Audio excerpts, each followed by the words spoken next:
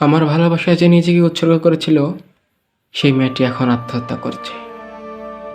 নীল বিন্দু বিন্দু আমার কপালে ঘাম। তার কাছে আমি গভীর সার্থকতা ছিলাম। আমার তরফে কিছু প্রবঞ্চনা বুঝি ছিল, অথবা সে কোনোদিনও সমুদ্র দেখেনি। সে এখন আত্মহত্যা করছে।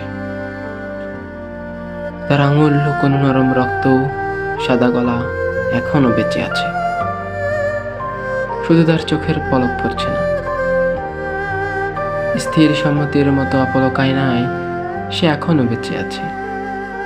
কোনোদিনও সমুদ্র দেখেনি। আমাদের একই সঙ্গে সমুদ্রে যাওয়ার কথা ছিল।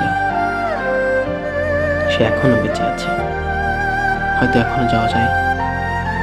নীল তুষার কণা আমার কপালে ঘাম। এখনো তাকে সারা রাত্রি চুমু খাওয়া যায়। এমনকি মৃত্যুর পরও তাকে সারা রাত চুমু খাওয়া যায়। ঘুমন্ত তাকে এত সুন্দর দেখাতো, আরো গভীর ঘুমে সৌন্দর্য আরো জন্মায়। কিন্তু কিন্তু সে এখনো বেঁচে আছে। শুধু তার চোখের পলক পড়ছে না।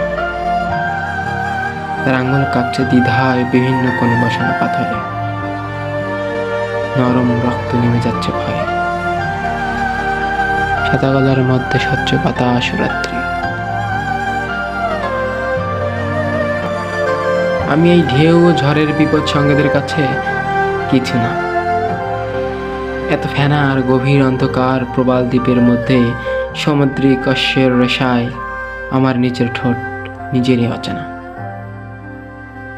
অতল অতল সার্থকতা ছিল। মৃত্যু, মরে যাওয়া, মরণের মতো।